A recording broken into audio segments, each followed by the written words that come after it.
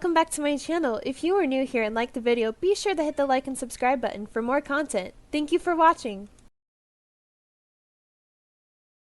Alright, welcome back to another part of this little mini-series, or whatever this is. For those of you who have seen White Lies, you were probably upset with me at the last part, but I can almost guarantee that you will also be upset by the end of this. Sorry, not sorry. For those of you who have not seen White Lies or even part 1 or part 2 of the memory loss prank, I do recommend watching those, or else this will not make sense whatsoever. The links to those videos will be in the description. Alright, let's go ahead and get to it! Yes! The ace fiddled with the pen in his one good hand, with his leg bouncing up and down, feeling antsy while the officer was scrolling through some files. Kenma was awake and mostly okay for now. He was definitely out of it with the amount of medication he was put under, so having a full functional conversation with him was out of the question. Both Kodo and Akashi were in his room while Bokuto ran up to the station to find out more about the dude that hurt his lovers. Sato Daisuke. He knew practically everything there was to know about the guy. Height, 183 centimeters. Weight, 78 kilos. Age, 37. Occupation, nothing official, just a cold-blooded killer. 4 kills with several more severely injured. Eye color, black. Hair color, black. He could speak everything there was to know about Sato in his sleep. He was a high school dropout that turned to a life full of crime. It originated from small illegal acts such as innocent robberies, but that thrill wasn't enough. He wanted nothing more than to bring anguish and chaos to Tokyo. While he has ultimately killed many, only 4 were from his current mission. He has searched for YouTubers and attacked them for his own sick game. It made Bokuto sick to his stomach. Kenma was merely his next target. So, we are dealing with a mass murderer who also has many more crimes under his name? Precisely. The owl clenched his jaw. We've been trying to apprehend him for years, and we have caught him multiple times. But every time he gets in the system, he somehow always ends up escaping. Then there must be someone working from the outside. Sato isn't working alone. The officer nodded his head, taking a sip of his coffee. That is what we have no choice but to believe. And looking at his previous crimes, it has been for a few years. Something tells me that based off of his grades in school, he surely wouldn't have managed to hack into our system and CCTV on his own. Bokuto's eyes widened. He's gone that far? I'm afraid so. The things he has done on these recent cases aren't pretty. His nose crinkled, flipping through a folder of Sato's recent victims. A wave of worry washed over the ace. He couldn't let this happen to Kenma. Sato has taken too many lives. I will do everything I can to make sure your boyfriend doesn't meet the same fate. The captain nodded his head, racking his brain, trying to understand everything that he's been told. I'm assuming there isn't much to be done until you figure out who the other man is. The officer smiled, taking another chug of his coffee, which seemed more warm than hot. You have a sharp mind, kid. Bokuto shuffled in the seat, feeling his annoyance gradually increase with the sling.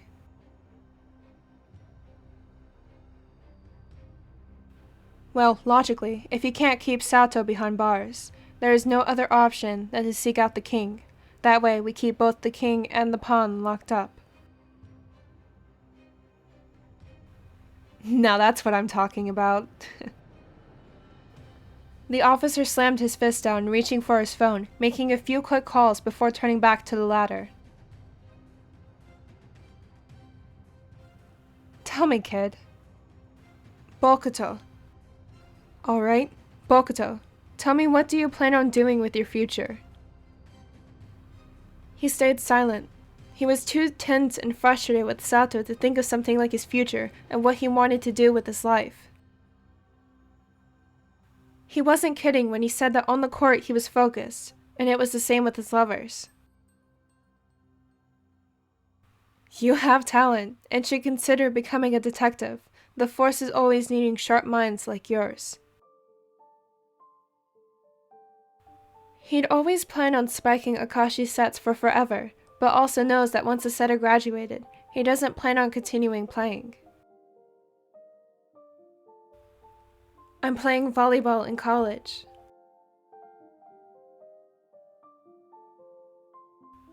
The officer smiled. That sounds nice. That could possibly be something to look into after you retire. Although, there are quite a few dark sides working at a place like this. Bokuto raised his eyebrow. This line of work is risky and dangerous. A lot of officers lose people they care about from simply keeping them in the dark. You have to pick and choose what to tell them to keep them safe. I'm sure this incident alone, you know what I'm talking about.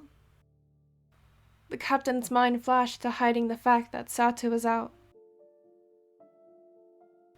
He had the opportunity right then and there once Kemma woke up, and again whenever he left to visit the station.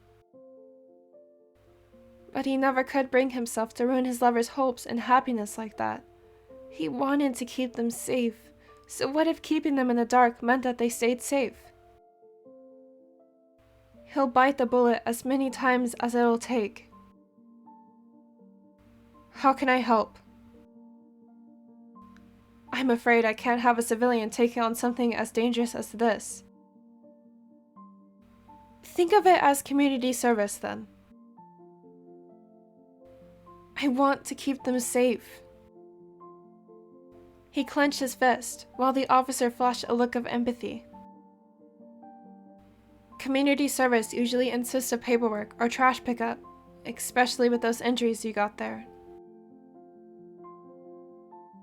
Bokuto perked up at the mention of paperwork. He actually hated it, but he could be of use with that. I could do that! Ken is actually really good with technology, and I picked up a few things from him. Alright, kid. Bokuto. You got yourself a deal. He smiled, holding his hand out for Bokuto to shake. Officer Suwamura, you'll be under my wing. The taller paused. Wait, Suwamura? You wouldn't happen to know someone by the name Daichi, would you? The officer roared in laughter, taking another chug of his now cold coffee. So, you've met my nephew. Yeah, we are both team captains in volleyball, so we see each other on the court. He allowed himself to smile, partly wanting to go back to when it was just volleyball he ever worried about. Where do we start?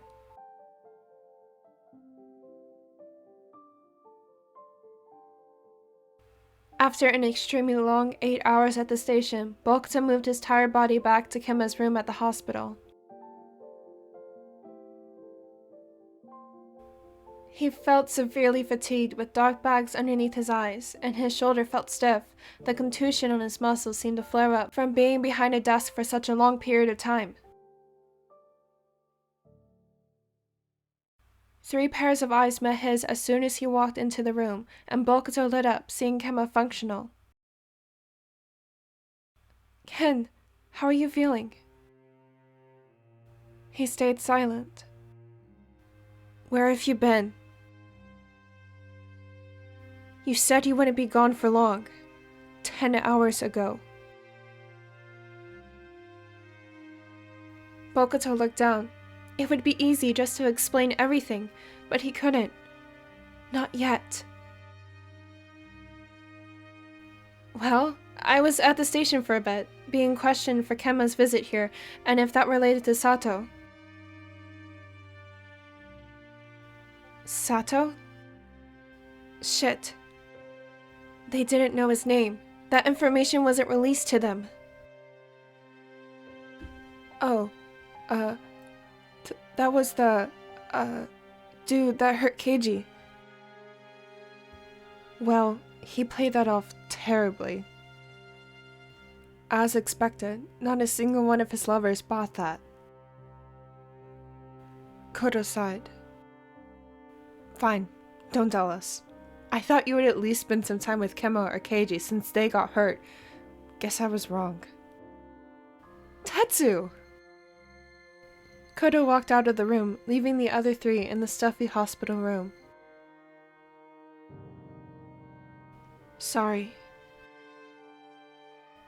He's been stressed all day with your absence. He is probably just exhausted. Ko, what is so important that you need to keep from us? Aren't we supposed to communicate? Isn't that something that we've always gone by? Not yet. He couldn't tell them. Not yet. I'm sorry. I can't tell you. Not yet.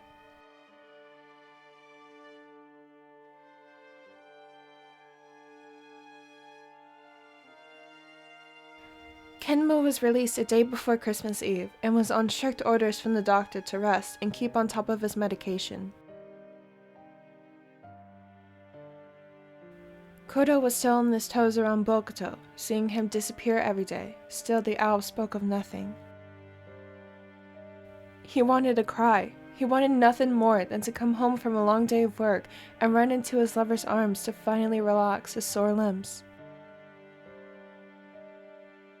But he couldn't, and he understood their anger towards him, but he couldn't reveal anything just yet, because them even knowing could jeopardize the whole plan and put them in even more danger than before.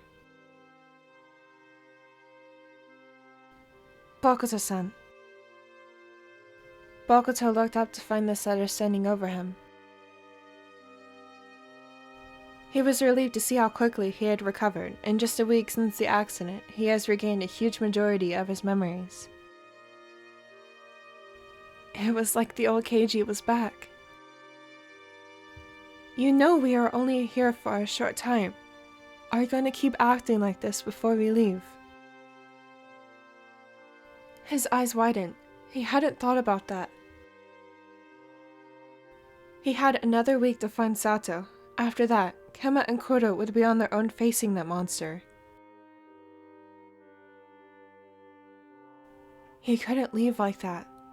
He needed to warn them. He got up, finding the two Nakama players in the kitchen. Tetsu, can we talk? Koto shrugged his shoulders with his back facing towards the ace, cooking lunch for all of them. Please, it's important. The raven sighed, turning off the stove and facing the ladder with exhausted eyes. I can't really explain it in full, but whenever me and Keiji leave, you and Ken need to come with. Whoa, what? You're going to need to elaborate on that. We have school and so don't you. The shoulder bit the inside of his cheek, not sure how to word what he was trying to get across.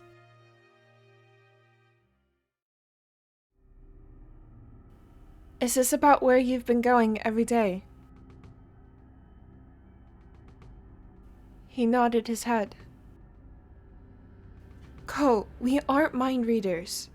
We won't understand unless you tell us. But you still aren't going to tell us, are you? The ace looked down. I'm just going to need you to trust me on this. I'll explain everything soon once we are safe. I promise. Once we are safe, Bokuto-san, what's going on? You want us to trust you when all you've been doing this week was hiding and keeping secrets from us. He set his spatula down and approached the ace. Trust you? Are you actually serious, Bokuto? Bokuto. Kura hadn't used that name in ages. It felt like a slap in the face. You want us to trust you after everything you have put us through this week. I'm doing this for your own good. It'll all make sense soon.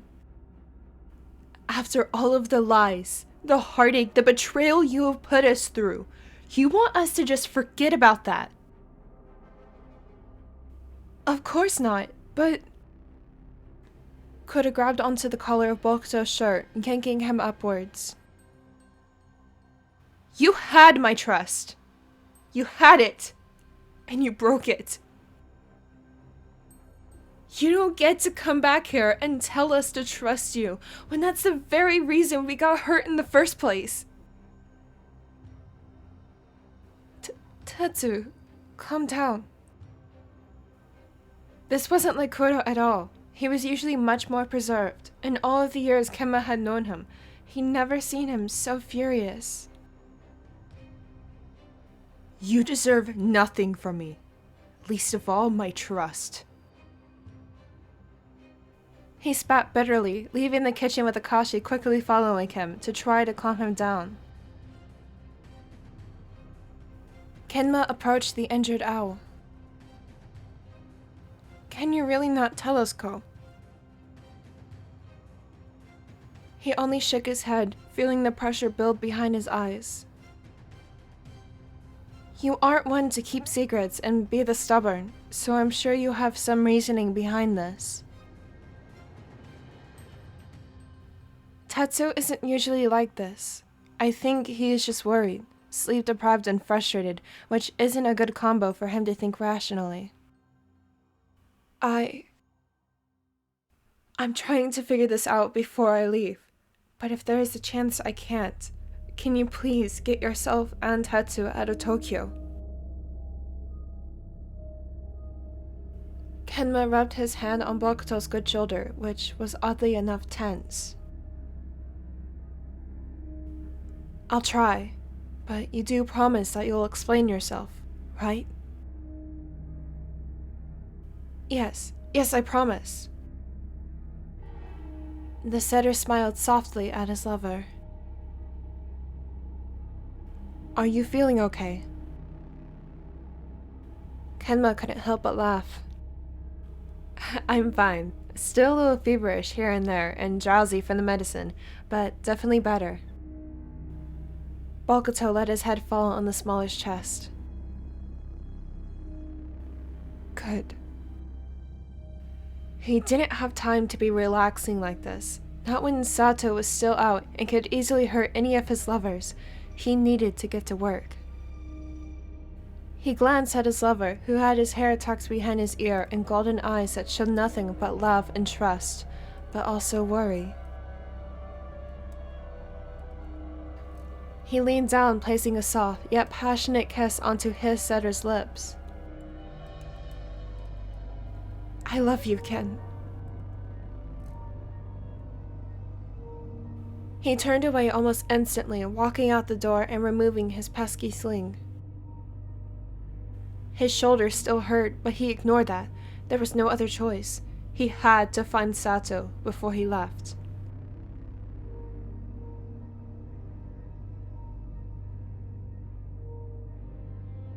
What has gotten into you? Kenma marched into Koto's room, with him on the bed and Akashi right by his side. Koto's feelings were valid. He was allowed to feel what he felt and express it, but seeing that look of hurt and distress made his chest ache. He certainly didn't need to go to that level of extreme with Bokuto. Between seeing all three of his lovers hurt and then one of them hiding something from him, disappearing hours on end, Kuro couldn't handle it. It was gnawing at his mind every second of the day. Well, what else was I supposed to do? Hear him out?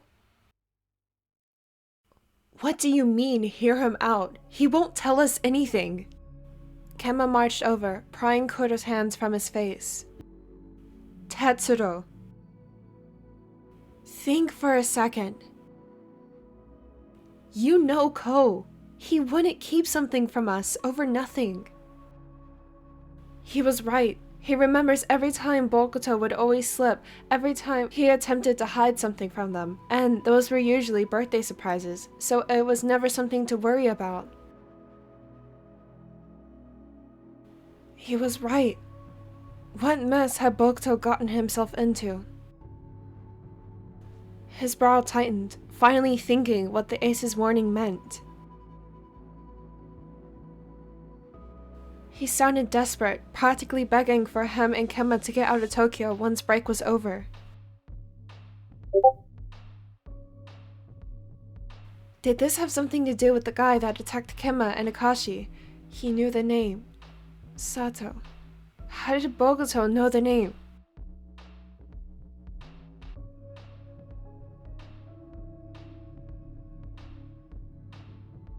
Was he personally going after Sato before he had the chance to? No. Sato was in jail. They were safe, right? None of this was making sense. Bokuto had been coming home worn out. It could be possible. Fuck.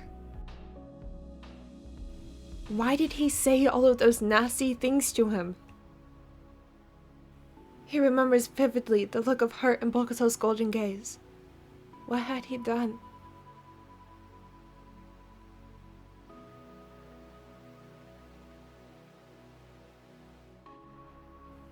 After many more hours behind the computer, Bokuto finally came across something. He had a lead. Oh, kid. Bokuto. I thought you went home hours ago. Bokuto sighed, taking a sip of his lukewarm coffee. I did, but thought of something, and I couldn't wait until tomorrow. The officer glanced at Bokuto's shoulder that seemed to be missing his sling. Is your shoulder all good? Yeah. He lied, but why would that matter now anyways? Lying came natural to him. The officer gathered his things, throwing away his empty coffee cup. Well, I'm heading out. You should soon as well. Bokuto nodded, turning his head to the computer, making the officer frown.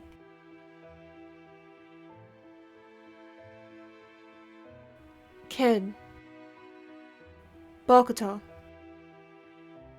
This won't be any good if you exhaust yourself. Your shoulder might be healed, but you should still be recovering. Just don't burn yourself out. Yes, I won't. He just needed him to leave. I'll be heading home soon, I promise. I'm relieved. You worry me sometimes, kid. Bokuto smiled. You still can't get my name. Might as well give up on that. They both laughed before the officer said his goodbyes and left. With the officer gone, Bokuto quickly wrote down an address and a note before he left. He hopped onto a bus, grasping onto a fresh cup of coffee. He stared down at the bitter liquid in his hands. He'd never been dependent on caffeine before, but now it seemed like that was the only thing keeping him going.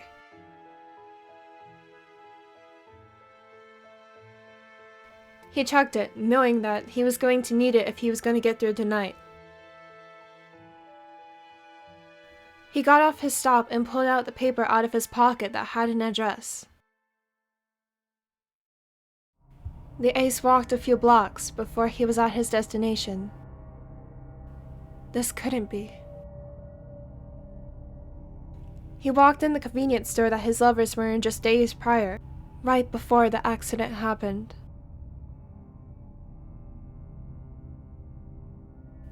He walked up to the cashier, a boy who didn't look much older than him with hazel hair and eyes, with glasses covering them.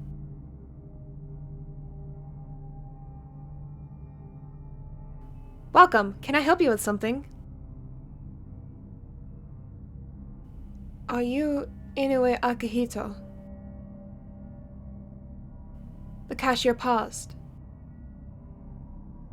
"I am. How did you know that?" "Do you know a guy by the name of Sato?"